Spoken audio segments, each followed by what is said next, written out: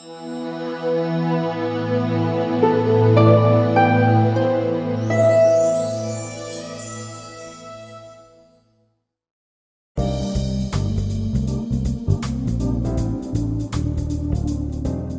esguince cervical es el traumatismo al que es sometido la columna cervical con la cabeza como carga que soporta permanentemente el cuello en relación con un impacto habitualmente por detrás y que generalmente se relaciona con accidentes de tráfico por alcance.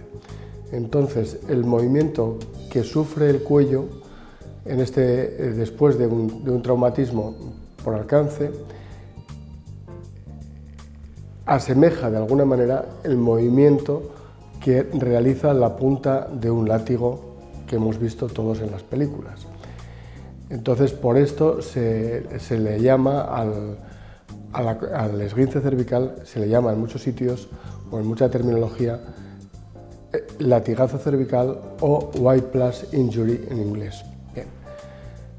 El tema latigazo cervical, como tal, denominar latigazo cervical, entendemos que es un término que debe de ser progresivamente abandonado porque tiene una connotación negativa para el paciente, porque ya percibe el latigazo como algo que va a ser irremediablemente malo. Y las tendencias naturales en este momento es abandonar el término de latigazo cervical y usar progresivamente más el de esguince cervical.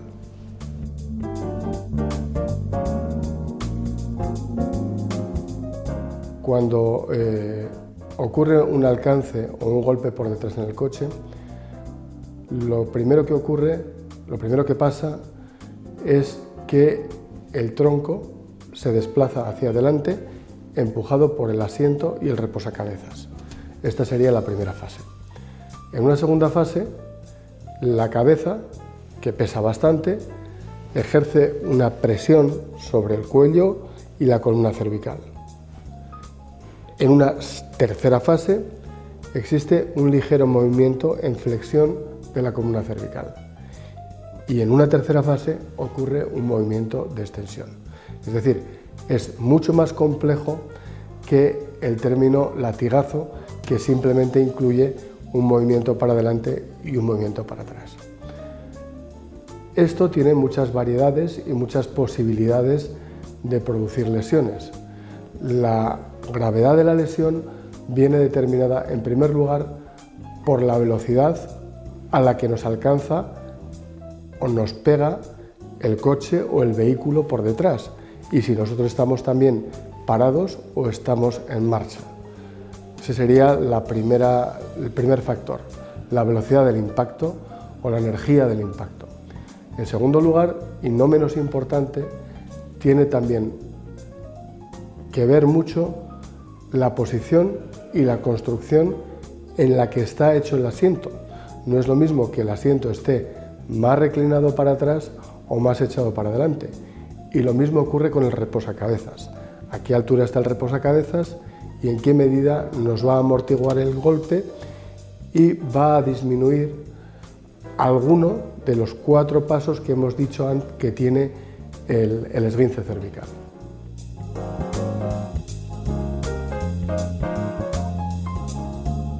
El esguince cervical puede producir en sí mismo diferentes tipos de sintomatología. Puede ser una sintomatología banal, muy leve, y que muchas veces aparece al rato, a las horas del accidente. ¿Por qué? Porque después de que al paciente le han golpeado por detrás, lo primero que tiene es un susto importante y bueno, pues ve que no ha ocurrido nada, el cuello pues le duele un poquito, tiene alguna molestia, y normalmente en estos pacientes pues la sintomatología empieza al cabo de 2, 3, 4 horas o al día siguiente. En casos extremos, el traumatismo que sufre la columna cervical es muy importante y puede producirse incluso una lesión neurológica, una lesión medular. En el caso de la sintomatología leve, que es la más frecuente y con la que vemos todos los días, tenemos una clínica que es muy abigarrada. Es decir, podemos tener desde un dolor leve, muy simple, y que cede en unos días, hasta una sintomatología mucho más compleja y que a veces resulta difícil de explicar. Esta sintomatología puede incluir sensación de mareo o mareo, zumbidos en los oídos, dolores no solamente en el cuello, sino también a nivel de la columna dorsal. En fin, es una sintomatología muy importante y que muchas veces nos resulta difícil darle una causa o buscar una causa clara que la produce.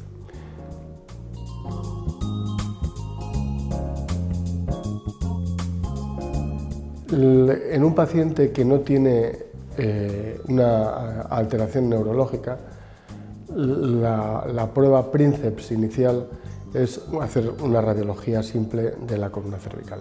Con esto vamos a descartar grandes problemas de la columna cervical, básicamente fracturas o luxaciones o dislocaciones de la columna cervical.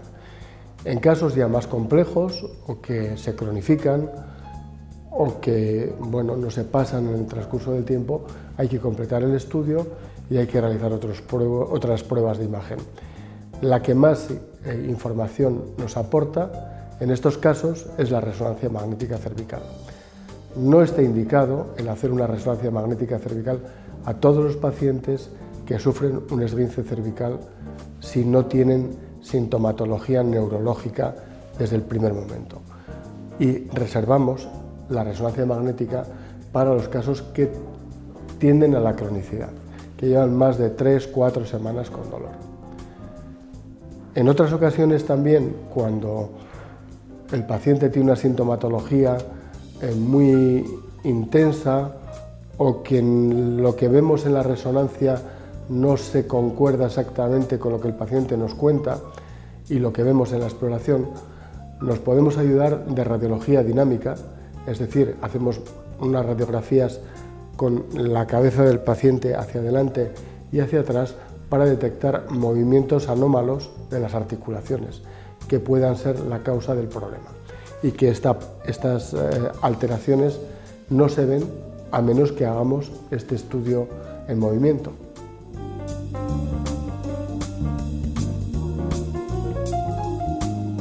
En alguna ocasión hay que operar.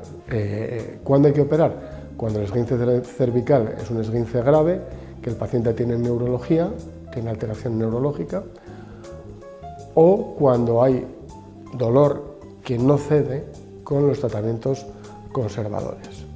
El esguince cervical tiene una tendencia hacia la cronicidad. Es decir, si no se trata adecuadamente, por una parte, o en casos graves que no somos capaces de diagnosticar adecuadamente, porque es difícil diagnosticar las lesiones anatómicas que ocurren, el paciente se puede cronificar.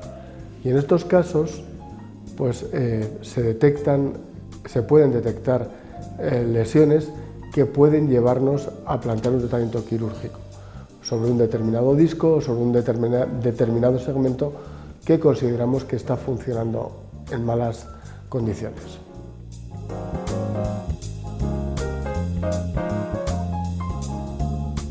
Cuando un paciente tiene un esguince cervical, el primer tratamiento que debe de ser es un tratamiento estándar. Estamos hablando siempre de un esguince cervical benigno, sin neurología.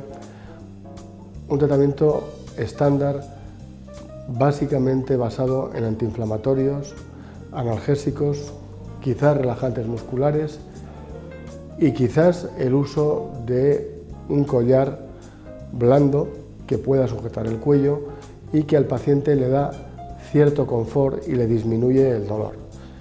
El uso de todo este tipo de armamento terapéutico no está claramente establecido de forma estricta cuál debe de ser. Dentro de todos estos tratamientos, digamos que se usan según arte, ¿no? Lo que está claro, y la tendencia va por ahí, es que la movilidad del cuello, restringir la movilidad del cuello con un collar durante largo tiempo no es bueno. Y si se usa un collar, debe ser un collar no excesivamente rígido y no debiera de ser más de 10-12 días. En algunos casos, que efectivamente el paciente se cronifica porque sigue con dolor, etc., y que hemos hecho estudios de imagen que no nos desvelan que hay una patología, un disco estropeado, una subluxación, etcétera, etcétera, se pueden plantear otro tipo de tratamientos. Hemos dicho al principio que existen múltiples situaciones o múltiples causas anatómicas que producen el esguince cervical. Es decir, la columna cervical puede lesionarse los discos, pueden lesionarse las articulaciones facetarias o articulaciones posteriores, pueden lesionarse los ligamentos, los músculos, incluso la arteria vertebral.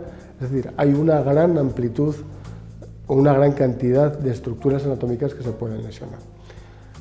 Entonces, resulta muy difícil el determinar en cada momento qué es lo que está ocurriendo.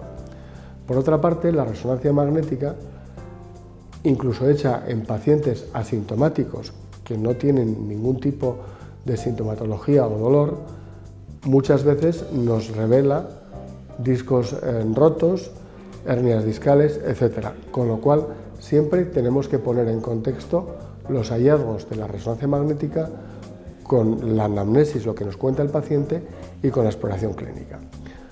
Una de las estructuras anatómicas que cada día se le está dando más importancia en la génesis, en el origen del dolor, son las articulaciones posteriores de la columna, lo que llamamos las articulaciones facetarias, que parece que lo que hacen es sufrir una malposición en relación con el traumatismo. Y los tratamientos en este momento, en pacientes que tienden a la cronicidad, es, antes de plantear un tratamiento quirúrgico, realizar algún tipo de tratamiento no invasivo o mínimamente invasivo sobre las articulaciones posteriores o articulaciones facetarias, como son las infiltraciones facetarias o la rizolisis por medio de radiofrecuencia, lo cual en muchos casos disminuye la sintomatología del paciente o incluso se la puede llegar a aliviar del todo.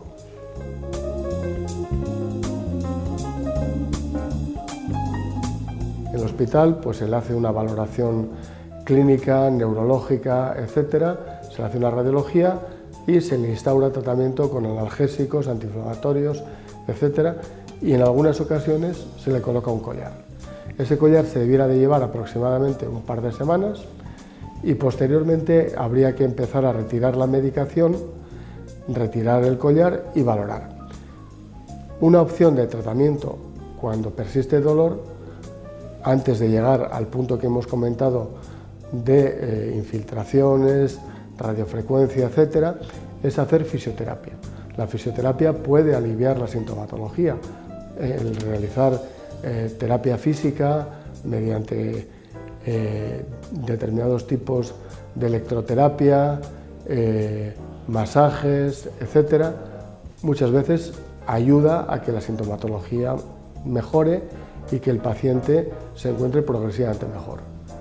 Siguiente fase, si el paciente continúa con dolor, hay que investigar, hacer resonancia magnética, hacer estudio radiológico dinámico en flexión y extensión, valorar la posibilidad que si todo está normal, todo está bien, de realizar alguna infiltración y esa sería un poco la secuencia de tratamiento o la secuencia terapéutica.